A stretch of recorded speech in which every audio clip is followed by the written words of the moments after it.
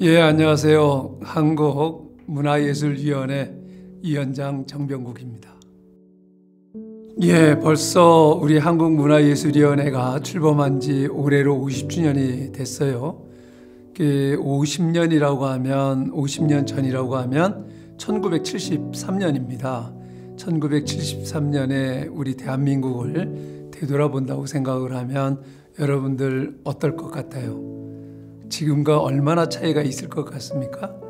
지금 국민소득이 3만 불 중반 시대에 우리가 선진국이라고 하는 얘기를 듣는데 1973년도에 우리 대한민국 1인당 국민소득은 321불이었습니다. 이러한 시대에는 그 외국의 원조가 없이는 우리 국민들이 먹고 살 수 없는, 먹는 것 자체가 해결되지 않던 그 어려웠던 시절이었거든요.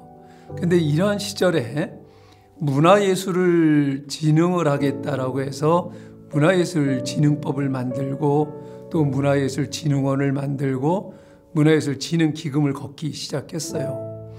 참 그거를 되돌아보면은 대단했다. 그때의 우리 선배 세대가 그러한 의지들이 있었기 때문에 그게 기반이 돼서 오늘날 우리 대한민국이 문화강국이라고 하는 소리를 듣게 됐다라고 저는 생각을 합니다. 그러한 오늘날의 문화강국 소리를 들을 정도로 그동안 지난 50년 동안 KK 우리 문화예술인들과 함께 그 대한민국 문화예술을 축적해온 그러한 곳이 바로 우리 한국문화예술위원회라고 생각을 하거든요. 그렇다라고 하면 이제 50년을 맞이한 우리 세대에서는 이것을 어떻게 미래 지향적으로 발전을 시켜 나갈 건가 고민을 해야 됩니다. 지금 분명히 그 문화예술 강국이란 얘기는 듣지만 이것을 지속 가능하게 하면서 그 소리에 버금가게끔 우리 문화 전 세계 인류를 위해서 우리가 어떻게 기여를 하고 문화 예술을 매개로 해가지고 함께 어떻게 공감대를 만들어 갈 것인가, 이러한 이제 고민을 할 때가 됐다라고 생각을 합니다. 그래서 단순히 우리 대한민국 문화예술인들만을 위한 한국문화예술위원회가 아니라 전 세계 문화예술인들을 위한, 창작인을 위한 한국문화예술위원회가 되어서 세계 문화예술의 중심지 역할을 하는 그러한 한국문화예술위원회가 되었으면 하는 생각을 갖고 있습니다. 글쎄요, 그렇게 한마디로 표현하기 쉽지 않은 단어죠. 예술이라고 하는 것이. 또 실질적으로 저 자신이 문화예술을 통해서 느낀 게 많았고 또 제 어떤 측면에서는 제 인생의 전환점을 만들어준 게 예술이었거든요. 예를 들면은 제가 중학교 2학년 때 그 중간고사가 끝나고 나서 그 전체 학생들이 그 연극 한 편을 단체 관람을 했어요. 그 당시에 제가 다니던 학교는 그 안암동에 있었는데 그 당시에 그 지금 고려대학교에 있는 그 안암동, 지금 고려대학 병원이 있고 그런 자리는 그때 당시에는 논밭이었거든요. 그런데 그때 처음으로 명동에 있는 국립극장, 지금은 그게 예술극장인데요. 거기에서 이제 연극을 단체 관람을 하러 갔어요. 근데 처음에 제가 그 명동을 나갔는데 그 명동의 휘황찬란함에 한번 제가 충격을 받았고, 두 번째는 웬 극장이 그렇게 큰지 그 어린 마음에 처음 그런 건물을 받고 극장을 봤는데 너무 압도적으로 다가오는 거예요. 그래서 그거에 대해서는 충격을 또 한번 받았고, 그 다음에 연극 무대가 탁 열렸는데 거기에 탁 나타나는 배우가 저희가 TV에서 보던 탤런트가 나타난 거예요. 그때 제가 본 그 연극이 무녀도라고 하는 김동리 선생님의 그 무녀도를 연극화한 건데, 그 무녀로 나온 분이 아마 여러분들은 그 들은 바가 없을 수도 있어요. 그 당시에 최고의 탑 탤런트라고 했던 전향자 씨가 무녀로 딱 나온 거예요. 근데 그 당시에는 TV가 이렇게 모든 각 가정에 보급이 안 돼 있어가지고 TV를 보려고 그러면 만화방에 가서 돈을 내고 볼 때였거든요. 그때 그 만화방에서 보던 TV에서 보던 배우가 탤런트가 그 무대에 딱 서 있는 거예요. 그걸 보면서 와, 내가 여기에서 소외자가 되면 영원한 소외자가 될 수도 있겠구나. 그래서 제가 문화적 충격을 받은 거죠.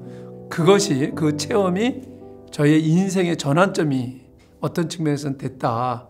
그 제가 대학 다니면서 또는 대학원 다니면서 어디에서도 문화예술을 공부해 본 적이 없고 또 그걸 다뤄본 적이 없었지만은 정치를 하면서 오히려 그 문화예술에 관심을 갖게 됐고 문화예술 정치에 관심이 갖게 됐고 그랬던 것이 삼선할 때까지 계속 문방에만 있었거든요.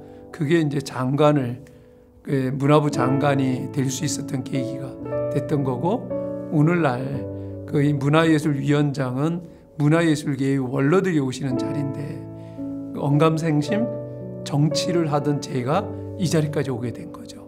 저는 이 문화예술의 힘이 이렇게 크다라고 생각을 하고 아마 그 누구보다도 예술에 대한 그 덕을 가장 많이 본 사람이 저가 아닌가 이런 생각을 갖습니다.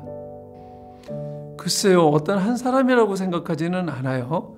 저에게 그 작품이라고 한다고 하면 그 첫 번째 봤던 그 문효도가 그러니까 그게 문효도의 어떤 작품성이라든가 누가 거기에 출연을 했거나 그게 아니라 그냥 처음 본 연극이 나에게는 엄청나게 충격이었고 그게 계기가 돼가지고 제가 오늘 이 자리까지 올 수가 있었다 이렇게 생각이 됩니다.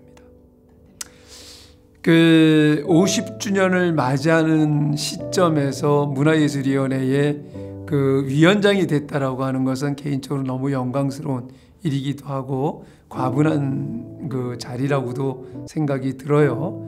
이거 오늘날 그 선배 세대에서 못 먹고 못 입고 할 당시에 문화예술위원회를 50년 전에 만들어 주셨고 그것이 한층 한층 쌓이면서 오늘날 문화강국 소리를 듣게 했는데 그렇게 그동안 그 문화예술위원회를 통해서 함께 일을 해오셨던 모든 분들, 선배님들 그리고 또 문화예술위원회를 통해서 지원받아서 창작활동을 열심히 하셨던 분들 이런 분들께 정말 진정으로 감사의 말씀을 드립니다. 그리고 지금 현재의 그 다른 나라와 비교를 해서 가장 정부가 지원하는 시스템으로는 잘된 시스템이라고 다른 나라에서 부러워하거든요. 그렇지만 우리 현실의 입장에서 보면 많은 예술인들이 그 역부족해요. 저희가 그걸 지원을 하는데 예산만 가지고 지원을 하다 보니까 한계가 있어가지고 이게 이제 모든 사업들을 공모를 통해서 그 사업을 하는데 그 평균 그 선정되는 율이 한 22% 정도밖에 안 돼요. 그러니까 응모를 했다 78%가 떨어지게 되니까 이 불만족스러울 수밖에 없는 거죠. 그럼에도 불구하고 우리 문화예술인들이 이 어려운 여건 속에서 끊임없이 열정을 가지고 창작 활동을 해주시는 것, 그 창작 의욕이 꺾이지 않도록 더 많은 그 지원을 할 수 있도록 그 지금 정부 예산뿐만이 아니라 일반적 사회적 후원 시스템을 공고하게 해서 그 사회적으로도 많은 후원을 통해 가지고 더 많은 예술인들이 문화예술위원회의 지원을 받을 수 있는 구조를 만들려고 합니다. 우선 이렇게 함께 해주시는 우리 창작인 여러분들께 감사의 말씀과 더불어서 그 여러분들이 문화강국 대한민국을 만드신 주인공이라고 하는 자부심으로 새로운 50년의 미래의 새로운 그 한국문화예술위원회의 역사를 함께 써 가주셨으면 하는 생각입니다.